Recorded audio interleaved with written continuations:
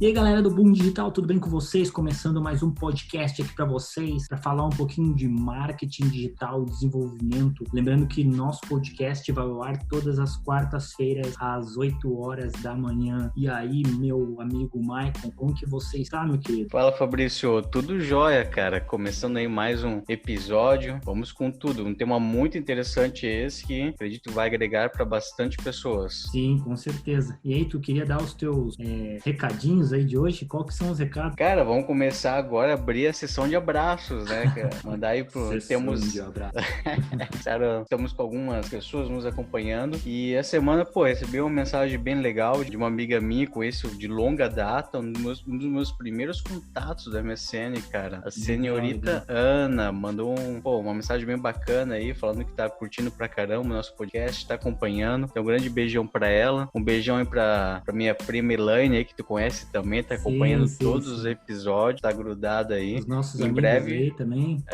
Familiares. Em breve nós vamos chamar participações, né? Sim. Convidados, e já falei pra ela, olha, tu aí como grande designer aí, mandando super bem na área. Com certeza. Que chamar ela aí pra bater um papo. E um abraço também pro Juan, que tu também conhece, mandou umas mensagens aí pra nós. Com e certeza. Um abração pra ele. E pro meu amigo Guilherme. O cara não para de mandar. Virou o show da Xuxa daí, né? Não, um abraço pro Guilherme. O Guilherme também tá acompanhando todos os episódios. E o Guilherme fez uma crítica construtiva. Ele falou o seguinte, os episódios têm que durarem 20 minutos, que é o tempo que eu levo pra lavar minha louça. Sim, então, acabo de lavar a louça e eu desligo. Achei justo, né? Justo. Sinceridade é sempre uma coisa justa. Então, e agora ele acabou de lavar a louça já, tanto que tu falou aí.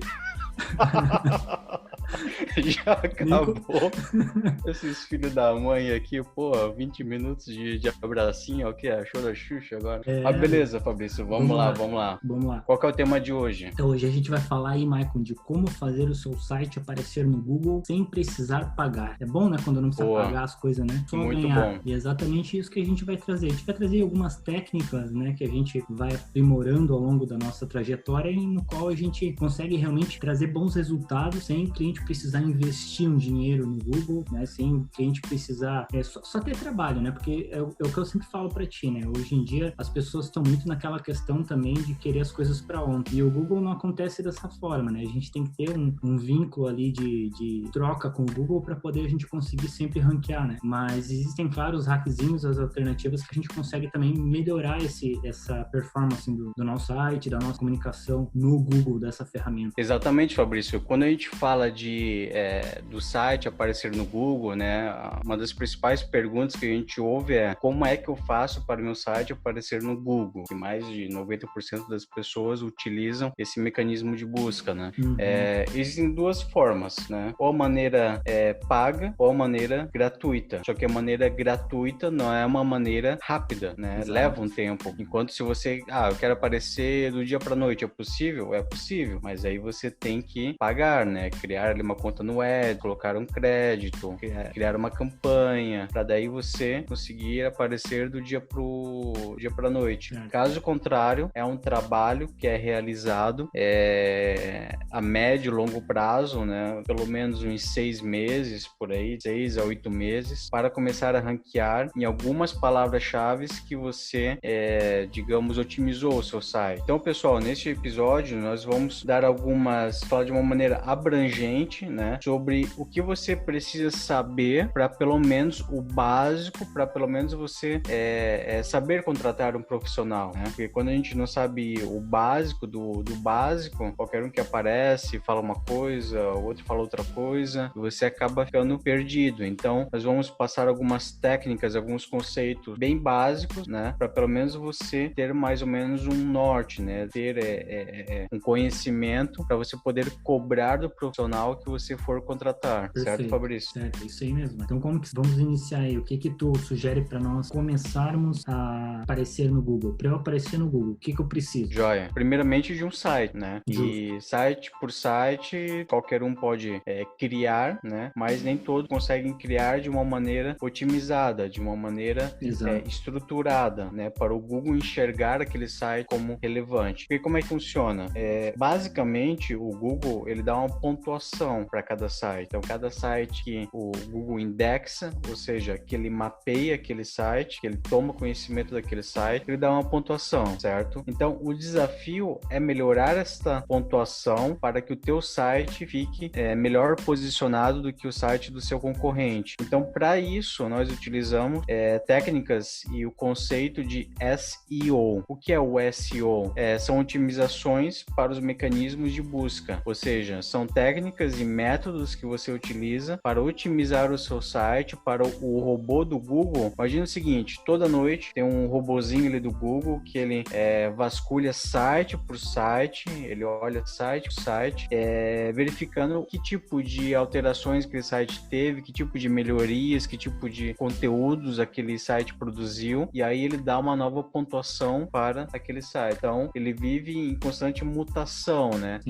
O posicionamento do Google. Então, o trabalho do SEO, quando a gente faz SEO, né, quando nós fazemos essas otimizações no site, é um trabalho constante, tanto técnico, né? Configurações técnicas dentro do site, quanto de produção de conteúdo, etc e tal, para que os robôs do Google enxergam o seu site como relevante. É isso aí mesmo, Michael. E uma das estratégias muito importantes para a gente iniciar aí a criar conteúdo, no caso ser visto pelo Google, é realmente trabalhar a questão do conteúdo, né? O conteúdo é muito importante para o site, para poder a gente ter esse melhoramento do nosso site dentre o Google, né? E existem hoje várias formas, existem empresas especializadas em conteúdo, né? Coisas que antigamente a gente não via tanto, mas existem empresas especializadas em conteúdo para criar conteúdos relevantes, criar conteúdos que o Google entenda que são conteúdos importantes para poder conseguir ranquear. Então isso é muito importante também, né? Isso, porque antigamente, nos primórdios, as pessoas tentavam passar a perna no Google, né? Exato, parece que não existe esse tipo de pessoas, Fabrício, mas existem essas pessoas. E elas, o que elas faziam? Elas entendiam que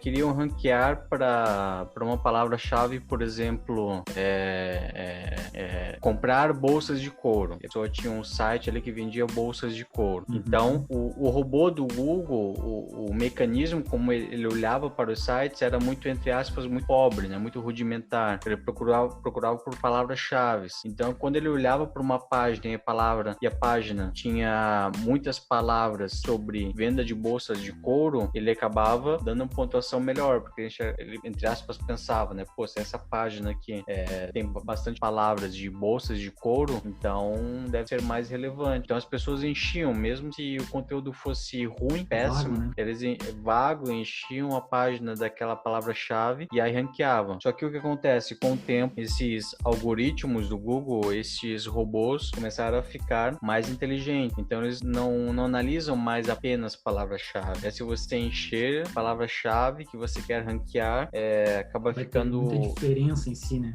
E acaba até sendo penalizado pelo Google. Sim. O Google percebe que tá querendo ultrapassar ele, né? Então, ele lê muito por semântica. Ele consegue entender as semânticas do que é construído o texto. Então, se você organizar semanticamente, ou seja, de uma maneira estruturada o seu conteúdo, ele acaba se tornando mais relevante não relevante para o robô do Google, mas sim, ele começa a entender melhor sobre o que se trata o seu conteúdo. A gente vai dar alguns exemplos melhores, né, que são dos títulos H1, H2, então organizar de uma maneira melhor. Isso, a gente então, vai assim, isso, só para terminar. Então, se você produzir, só para fazer essa linkagem, né, de como que o Google enxerga que o seu conteúdo é relevante. Tu concorda comigo se a pessoa ficar mais tempo numa página é sinal de que ela tá gostando do conteúdo? Ou seja, entre uma página que as pessoas ficam 10 segundos e saem, e outra página que as pessoas ficam em média 1 minuto, é porque aquele conteúdo é bom, é porque a pessoa tá gostando. E percebe como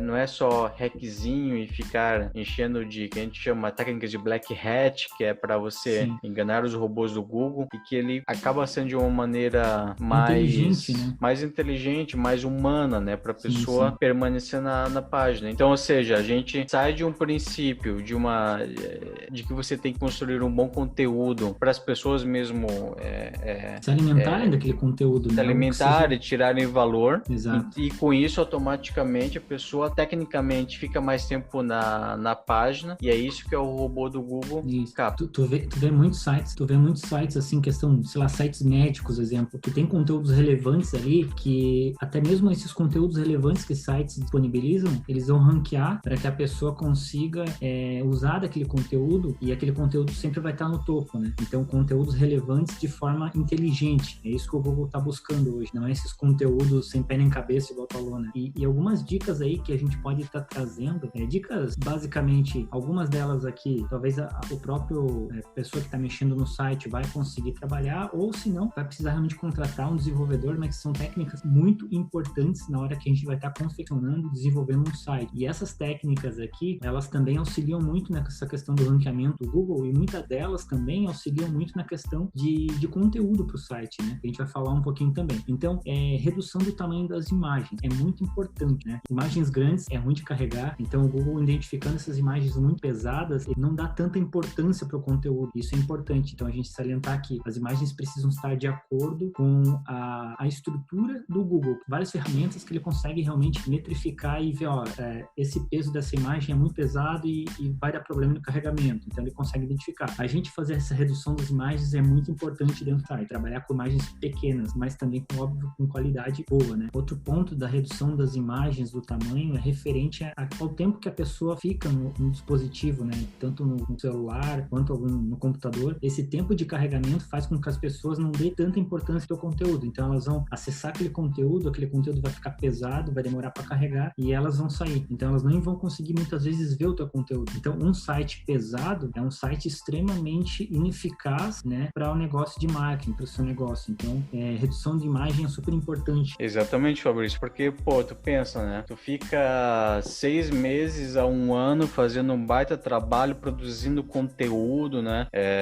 Investindo ali tempo e dinheiro com um profissional para produzir um conteúdo legal e otimizando, etc e tal. Aí, quando essa página, ela ranqueia no Google, aí a pessoa acessa, né? Não demora para carregar, porque muita imagem carregada, pega e sai do site. Então, ou seja, é todo um trabalho ali de 6 meses a 1 ano foi pro ralo. E às vezes o design do site é bonito, todas as informações são inteligentes, conteúdo inteligente, mas as imagens pesadas perde totalmente, né, aquela questão de eficácia do site, né? Porque o site tem o seu perfil também de necessidade, ele serve para realmente você conseguir cliente. Então, se você não tem um bom site, você não vai ter, obviamente, clientes, né?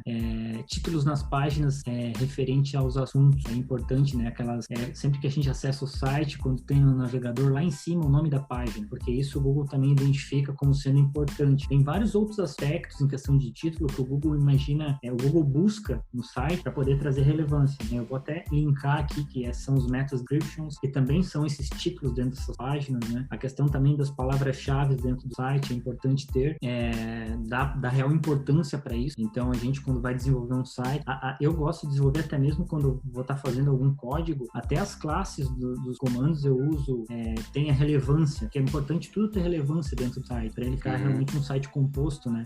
A questão também que aqui eu vou estar trazendo já nessa informação, depois o Mike complementa um pouco, que é um pouquinho do que a gente falou acima. Como que o site ele identifica esse conteúdo, se o conteúdo é título, se o conteúdo é descrição, o que é esse conteúdo? Então, ele identifica baseado em tags, né? Que são esses H1, H2, H3. Então, quando o site ele é desenvolvido dentro dessas funções ali, bem desenvolvido, facilita muito na proposta do Google de identificar o teu site, né? Questão de parágrafo, questão de spam também, que são vários comandos dentro do site, que facilita realmente o Google encontrar esse site. E um plugin que a gente usa muito para mensurar isso e para ter realmente métricas dentro das páginas é o plugin que é o Yoast SEO, né, Maicon? Que o Maicon usa bastante também, que a gente consegue verificar essas métricas, verificar se os sites eles estão com conteúdo adequado para a proposta dentro da ferramenta do Google, se esses conteúdos estão identificados codicamente, da forma de código direitinho dentro do site, para que facilite tudo isso, facilitando realmente que o Google encontre teu site e ranqueie em teu site, né? Boa. Excelente, cara, excelente. Vamos desenhar um exemplo de um tipo de conteúdo conteúdo, uma página, para a gente ilustrar tudo isso que tu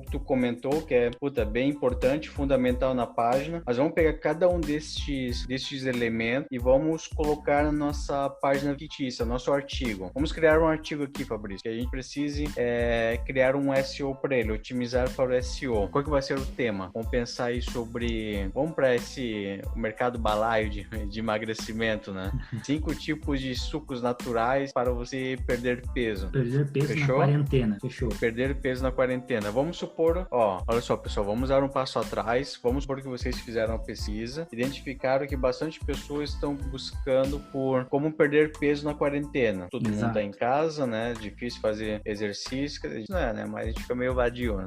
Então, assim, estamos comendo muito, pouco exercício, né? Então, a gente descobriu que a palavra-chave perder peso na quarentena tá bombando, tá bem alta. Beleza. Então, a gente pensou nesse tema, né? 5 tipos de sucos naturais para perder peso na quarentena. Ficou meio longo, mas tudo bem, para pegar a ideia. Então, assim, o primeiro passo, então, nós já temos uma palavra-chave. Então, ou seja, vocês sabem que vocês precisam, no título deste artigo, e no caso não é o título do artigo em si, mas nesse caso, o título da página, no título da página, tem que ter a palavra-chave perder peso na quarentena. Perder peso na quarentena, 5 tipos de suco, né? Exato. Então, assim, vamos começar a trabalhar essa palavra-chave. Então, primeiramente, tem que ter também no título do artigo, fundamental, essa palavra. Então, tem que ter no título, é bom ter no primeiro parágrafo, né? E trabalhar um pouco mais ali no conteúdo. E lembrando que encher de palavra-chave que você sabe que é relevante, isso não bate até prejudicando, né? É usar com moderação, né? Que o leitor também sinta-se à vontade, com coerência. Então, beleza. Então, já matamos o checklist aí da palavra-chave, né? Segundo ponto aí que tu comentou foi qual? Em relação ao redução do tamanho das imagens. Então, no artigo tem algumas imagens. Então, a gente vai verificar que a imagem não tem ali 2 megas, né? Tem ali no máximo 40K, né? Tem 50K de tamanho. Então, esteja ali compactado. Outro ponto importante nessa questão da imagem aí é dar nome para a imagem, né? Então, o Google, ele identifica, até a gente estava conversando, mas não existe uma inteligência artificial ainda por trás dessas buscas do Google no qual ele vai identificar a imagem. Então, ele precisa realmente que a imagem seja renomeada, tenha um nome, e para que ele consiga identificar que aquela imagem faz relevância àquele conteúdo, que aquela imagem, ela traga uma importância para o site. Então, dar alt é realmente o nome da imagem, a gente precisa dar para quando a gente vai criar um artigo, principalmente, né? Então, isso é bem importante. Códigozinho, também. Né? É o códigozinho ali do alt, HTML, isso. Que você coloca o nome da imagem. Isso, exatamente. Se o site for WordPress, é super simples. Clicou na imagem, você vai conseguir colocar uma legenda, colocar um nome nela. Então, isso é bem importante, né? Para quando a gente vai criar um conteúdo dentro do teu site. Isso, boa, excelente. Até porque se tu tem uma imagem também que é bem ranqueada no Google Imagens, ele acaba, é dali que ele puxa, né? Quando você bota suco detox, por exemplo, aparecem as imagens. Por quê? Porque essas imagens as pessoas colocaram no seu site e já colocaram com esse endereço, né? Por exemplo, se colocar um suco de laranja, vai aparecer na busca do detox, então não tem relevância, né? Então, exatamente. Tem que ter relevância com o nome o nome e o conteúdo que tu vai querer transmitir para as pessoas. É isso aí. Mas vamos lá, vamos continuar então. Então, pegando aí nosso artigo já deu um branco, Fabrício. Qual que é o artigo aí? Nosso artigo de 5 dicas de sucos para emagrecer na quarentena. Exatamente. Tá. Então, já definimos a palavra-chave, o tamanho da imagem, o alt. Agora nós vamos para a meta description. O que é? Lembrando que isso, se você utiliza o WordPress para o seu blog, através desse plugin que o Fabrício comentou, que é o Yoast, tu consegue configurar tudo nele, artigo por artigo. Tá. Ele é bem funcional, esse plugin, né? Bem funcional e bem válido de ter dentro do site. Muito bom, isso mesmo. Então, relembrando, o meta description é aquele texto que aparece depois do título quando você vai fazer uma pesquisa no Google. Por exemplo, tipo de suco para emagrecer na quarentena. Aí aparece o título do seu artigo e aí abaixo do título na pesquisa tem aquela pequena descrição. O meta description, na verdade, ele não colocar palavra-chave, etc. Ele não é tão técnico para o SEO, ele não influencia tanto. Ele influencia indiretamente. Por que ele é importante? Porque é o segundo texto que você lê ler depois do título, né? Então, se você, entre dois sites que tem um título bom e o outro tem uma descrição melhor do que o outro, quem que o cara vai ter mais chance de clicar? Ele tem segue uma mais descrição como do informativo texto, do conteúdo, né? exatamente, tem mais informação. Então, ou seja, o Google também vai entendendo isso, o teu site está tendo mais clique, então com isso ele ranqueia melhor. Ou seja, é todo um conjunto, né? É todo um conjunto. Perfeito. Então, por isso que o meta description é importante. E a estrutura dos títulos. Dos títulos não. Os títulos e os subtítulos dentro do artigo. Sim. Então, vamos supor, o que é o H1, H2 e H3? São uma espécie de código dentro do site que eles definem a formatação do teu título. Com grau de importância, né? Então, com grau de importância. Vai ser lido entre H1, H2, H3. Então, é o grau de importância no qual o Google identifica o título. Então, ele vai identificar o título por esse grau de importância, que são esses códigos que estão dentro do conteúdo, né? Óbvio, eles não vão estar mostrando, não vão ser códigos que você vai colocar no título H1 e daí escrever o que quer. Não, são códigos, digamos, invisíveis que o Google vai ler. Basicamente é isso. Exato. Por exemplo, 5 sucos para você emagrecer na quarentena. Então, este seria o título principal para o robô do Google saber qual que é o título principal do teu artigo. É importante dizer que cada página, seja artigo ou do site, pode ter apenas um H1. Exato. Apenas um H1. O resto pode ter mais. Por exemplo, o H2 da página, que seria o subtítulo, seria qual? Então, este seria o H1. Então, o H2 seria o quê? Já que estamos falando sobre 5 tipos de suco, seria suco de, vamos inventar aqui, o suco de mamão papaya. Mamão papaya aí seria o número 1 do suco. Exato. Então, este, já que é um subtítulo, seria o H2, né? E aí, um outro H2 seria um outro subtítulo que é no mesmo grau de importância. Outro suco. Seria o outro suco. Seria o suco de abacate da Tailândia, né? Então, e qual que seria o H3? Seria o subtítulo, por exemplo, tiver, dentro do... se tiver. E aí tem o subtítulo. Então, o primeiro subtítulo seria o suco de mamão papaya. E aí o subtítulo seria... Preparo. Primeiro passo, você corta o mamão papaya. Segundo passo, bota no liquidificador. Então, definiríamos dessa forma, né? Então, é o título, o subtítulo e o subtítulo. Isso, perfeito. Bem bacana. E aí a gente montou nosso artigo, publicou e sucesso, né? Mas, claro, lembrando que a gente sempre tem também o tempo aí de maturar esse conteúdo no Google, né? Que não é de uma hora para outra. A gente não vai... não vai aparecer amanhã já na primeira página do Google, publicar. Fabrício? A gente não vai publicar e já vai aparecer amanhã. Tem que ter um grau de relevância aí dentro do conteúdo. Mas é super necessário, né? Mas é uma coisa que mesmo tu pagando, eu falou do início de pagar, o Google vai indexar o teu site, mas mesmo tu pagando, é necessário fazer esse de mecanismo para poder você ter realmente um site funcional, né? Isso mesmo. Ponto que a gente pode colocar aqui também, entrando um pouquinho no Google, ele não quer mais identificar sites relevantes que não sejam versões para celular. O site ele é obrigado a ter a versão para celular. Ponto. Se o teu site não é funcional no celular, simplesmente você vai ter sérios problemas com o Google, certo? Outro ponto importante é a questão da otimização para dispositivos celulares, para tablets, para dispositivos menores. Então, essa otimização é muito importante. Até tem uma ferramenta do Google, que a gente falou em alguns podcasts anteriores, que ele faz essa análise baseada em aparelhos celulares. Então,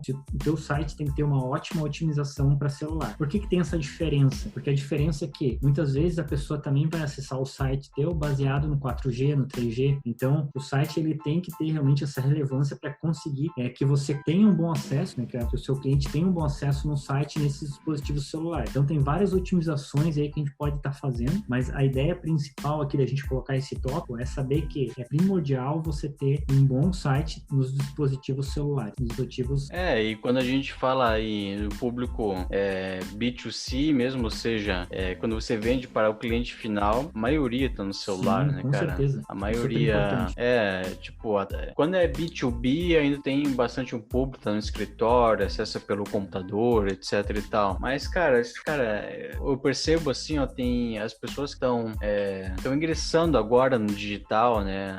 As nossas tias da vida, né? Elas pularam o computador. O computador não faz sentido para elas, né? Minha mãe, por exemplo, não faz sentido ter um notebook parado ali. E sempre ela falou, pô, mas podia me ensinar, né? Mexer no notebook, tudo. Não precisa. Isso já pula tudo que ela faz ali de acessar o YouTube, o Facebook, nem e-mail não precisa acessar. E outra coisa, né? A gente acessa muito hoje em dia mensagem instantânea, né? WhatsApp. Então, apareceu um link no WhatsApp, tu não vai abrir no computador. Então, tu vai clicar no próprio celular para abrir. Então, se o site não tiver otimizado, vai ser um site inútil. Basicamente é isso. Então, se o seu site não está otimizado para celular, infelizmente é a realidade. Outro ponto importante também, Mike, que eu vejo, né? Que até em agências não fazem isso, tá? Ou pessoas, né? Como, igual eu sou desenvolvedor, tem gente que entrega um site também sem essas métricas, essa nova dica que a gente vai dar aqui, que é a questão do sitemap e do robot, né? Dentro do site. Cara, isso é muito importante. Até esse plugin que a gente deu aqui, que é o Yoast, ele faz justamente isso também, tá? Então, se vocês forem instalar o plugin, você consegue fazer com que ele gere esse sitemap no próprio plugin, tá? É bem bacana. O que seria esse sitemap? Ou seja, isso, pode falar, desculpa. O que seria esse sitemap? São basicamente todos os links que tu tem no teu site, ele é compactado em um arquivo, né, XML, que a gente chama, para quê? Para facilitar o mecanismo do Google identificar as URLs do teu site. Então, é extremamente importante você ter esse arquivo dentro do site, porque facilita. Imagina, o Google vai identificar um site que tem o XML e um que não tem. O que tem, ele vai pegar, entrar no arquivinho, tá aqui o link e tal. Pô, beleza. Agora, o que não tem, ele vai ter que fazer a varredura no site inteiro para poder ranquear. Então, muito mais rápido ele ranquear o site quando ele tem o sitemap do que quando ele não tem. E outro ponto também importante, que é o robot, o que seria? Ele seria um arquivo de travamento, digamos assim, para que a pessoa não acesse conteúdos que às vezes não tem necessidade de acessar, ou até mesmo que o Google não identifique esses conteúdos relevantes. Então, são pastas dentro do servidor que são irrelevantes para o Google, digamos assim. Ele não vai querer que ele acesse uma página admin dentro do site, ele vai fazer uma busca dentro das pastas, ele não precisa. Então, aqui a gente limita pastas e estruturas dentro do site para que o Google não perca tempo tentando entrar e identificando esses arquivos que não fazem sentido para a estrutura do teu site. Então, são basicamente esse ponto. Não sei se tu tem mais alguma coisa para falar aí, Mike. Não, eu penso que seria isso mesmo, né? O sitemap explicou bem, como se fosse quase uma árvore genealógica ali das páginas do site, né? Só para o robô do Google acessar o teu site, ou seja, ele tá perdido ali, né? E aí, o primeiro arquivo que ele procura para tentar se localizar é o sitemap. E aí, o sitemap vai mostrar para ele como que as páginas do teu site estão estruturadas e organizadas, para ele entender. Então, isso acaba otimizando bastante. Outro ponto importante também, eu quero salientar aqui, que muitas pessoas também não fazem, é identificar o sitemap dentro do developer do Google. O Google tem uma ferramenta própria para isso, você identificar o teu sitemap lá dentro. Por quê? Google Search Console, né? Isso, exato. Porque se tu não identifica esse arquivo lá dentro, ele demora uma cara para aparecer e começar a ranquear. Então, só vai lá e diz, o arquivo XML está aqui. Mostrou para o Google, ele vai falar, obrigado, estou muito feliz, agora eu vou ranquear o teu site, né? Mas questão de 5 minutos vai estar ranqueado. Não, brincadeira. Demora um pouquinho. Demora um pouco. Não, é só jogar no Google ali, o Google Search Console, isso. Tá? E aí você cria um cadastro ali, pede pro seu programador criar um cadastro, associar o teu site, e aí ali você faz o upload e sobe os arquivos ali. Tu sobe no fazer o apontamento, né? Isso, faz o apontamento. É bem bacana. Do sitemap ali do próprio. Isso, exatamente. E outro ponto que eu quero salientar aqui também, que é muito importante, que eu pego no pé de muitas pessoas e falo sempre para porque eu trabalho na minha empresa mais para a parte de desenvolvimento, e quando eu converso com alguém de parte de marketing, assim, eu sempre deixo o cara saber disso, que é tu ter um servidor de hospedagem bom. Então, você vai hospedar o teu site, você vai colocar o teu site na internet, contrate um servidor de hospedagem bom, um servidor qualificado, um servidor decente, porque isso influencia muito em todas as coisas que a gente falou aqui acima. Ele vai influenciar na capacidade de você carregar as imagens, ele vai ajudar na capacidade aí de indexar alguns arquivos, otimização para celular, várias coisas. Então, tem um servidor bom, um servidor de hospedagem que tem a capacidade, óbvio, eu não vou aqui dizer, esse servidor é bom. Não, por quê? Porque depende muito do plano do cliente, depende do que o cliente precisa. Mas ter um servidor de hospedagem que seja qualificado para o que você precisa realmente, então, se você tem uma loja virtual e você não tem um servidor bom, o que vai acontecer? Muitos acessos, as pessoas vão acabar caindo, não vão conseguindo comprar o teu produto, demora para carregar o carrinho o carrinho de compra ali, demora um monte para carregar. Isso tudo é péssimo para a parte de performance do site. Então, você ter um servidor adequado adequado é de extrema importância. Isso é o principal quando você vai fazer um site, você ter realmente um servidor bom. E que dê o suporte também, né, Fabrício? Não te largue na chuva, né? Dá problema ali, sim, o cara sim. demora horas para responder ali no Exato. chat também. Não, imagina, e hoje em dia, digamos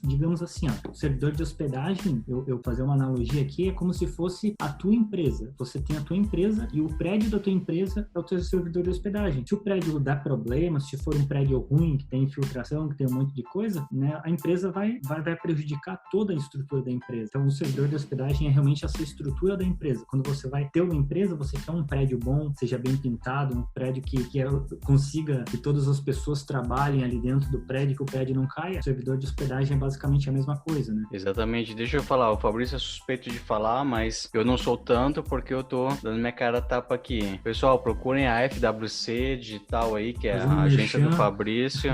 Os caras têm aí uns pacotes muito bacana pelo serviço que os caras prestam aí de hospedagem e tudo mais. Então chama o Fabrício no privado aí, eu tenho certeza que vai te dar aí um bom atendimento. E legal, mas com isso é muito importante, eu gosto de salientar. A gente criou esse podcast justamente para fazer isso, né? Para mostrar para as pessoas as coisas importantes. E agora, galera, a gente trouxe alguns bônus para você. O Maicon, que é mais da parte estratégica do negócio, ele vai estar falando dos nossos bônus aí. Legal. É uma coisa que não é de outro mundo, né? Novamente, isso daqui é a gente trazer conceitos básicos, mas para muitas pessoas, tenho certeza que... Para muitas pessoas é um pote de ouro, na verdade, né?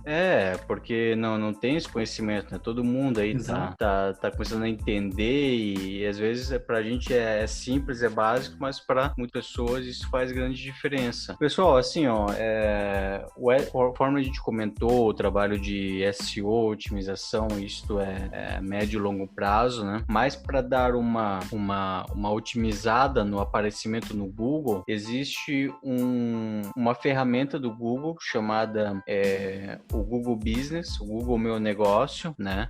Para que serve? Você cadastrando a sua empresa, o seu site com localidade, etc e tal, o Google, ele joga a tua empresa para quando as pessoas estiverem pesquisando por negócios locais, né? Então, vamos supor que você tem uma loja de roupa, né? Então, você está procurando ali loja de roupa no bairro tal. Então, vamos supor que você tem um salão de beleza. Então, a pessoa está procurando por salão de beleza no determinado bairro. Então, o Google, ele sabe a tua localidade e tem o endereço do negócio que foi cadastrado na ferramenta dele. Então, ele mostra esses negócios próximos, né? Mas tem uma coisa, Fabrício, não é apenas para negócios locais, digamos, negócios que tenham uma loja física, um escritório físico, né? Ou seja, que preste o serviço ali na localidade. Uhum. Por exemplo, antes da pandemia, eu estava num coworking, então eu coloquei o endereço da minha agência ali no Google Meu Negócios como o endereço ali do coworking, ou seja, as pessoas que estavam procuram por um marketing digital naquela localidade, acaba aparecendo ali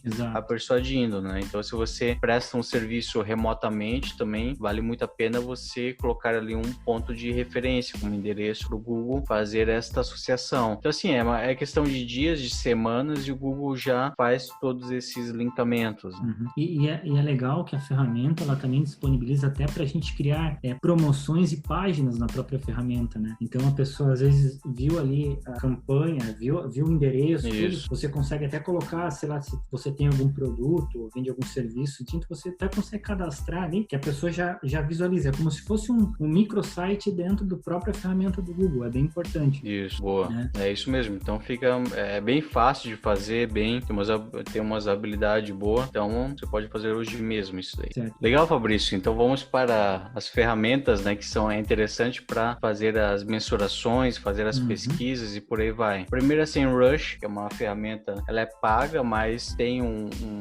uma quantidade limite de uso, você pode utilizá-la e ela é bem interessante, porque você pode jogar o link do seu site, se ele já tem algum tempo, e você faz algumas otimizações, você consegue ver quais palavras-chave estão gerando tráfego para o seu site, quais são os seus principais concorrentes que você pode espionar, ver quanto de tráfego ele está gerando, quantos que vêm de apontamento que outros sites recomendam o teu site. Então, ou seja, ela fornece uma série de insights para você conseguir melhorar, né? Sim, desempenho, ver onde que está pecando para conseguir otimizar. Perfeito, cara, é uma boa ferramenta. Tem a Google Search Console também, que está aqui como ferramenta, que é a que a gente comentou acima, né, para realmente fazer agilizar o processo de indexação do sitemap dentro do Google. E também aqui tem até outras ferramentas ali dentro também, até eles acessarem, ele tem algumas métricas ali que são interessantes. Então tem várias ferramentas, até mesmo do Google, que traz aí vários resultados, várias análises, para que a gente consiga entender essas análises e melhorar o nosso site. Então tudo que a gente está na falando verdade é justamente essas análises, né, que a gente vai fazendo ao longo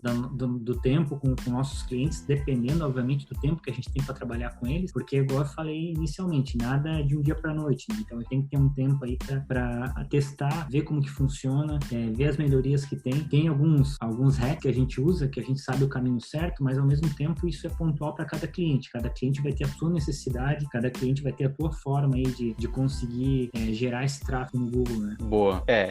Só comentando que essa aqui é uma das principais que eu uso para ver quais palavras-chave estão gerando tráfego para o site de maneira orgânica, né? Eu comentei o SEMrush, mas SEMrush chega um limite ali que tem que pagar, né? Mas para você que está começando, o Google Search Console é realmente excelente para isso. Legal, mano. É isso aí. Acho que conseguimos falar tudo que a gente precisava falar. A ideia desse podcast aí, que a gente trouxe um pouco da parte... A gente falou bastante sobre a parte estratégica, agora que a gente quis falar um pouquinho sobre a parte de desenvolvimento, entrou um pouco nesse ponto. É um pouco mais técnico, né, Fabrício? Mas eu acho que é importante, pelo menos, para ter essa noção, né? Pode ficar um pouco maçante, mas assim, ó, se você vai contratar um profissional, reveja, façam esse checklist aí de SEO para saber cobrar, né? Senão o cara pode acabar te enrolando aí, fazendo um trabalho que é para ser feito. Exatamente isso. E realmente esse é o nosso objetivo aqui, é instruir os pequenos negócios, os empreendedores que estão iniciando no digital, ou que às vezes já começaram no digital, mas que ainda precisam fazer esse melhoramento, e a gente trazer a nossa experiência, o que a gente sabe, para poder ajudar essa pessoa. Beleza, Maicon? Então ficamos por aqui. É isso. Na próxima aí a gente traz um novo tema para vocês e até mais. Show de bola. Valeu, abraço. Valeu.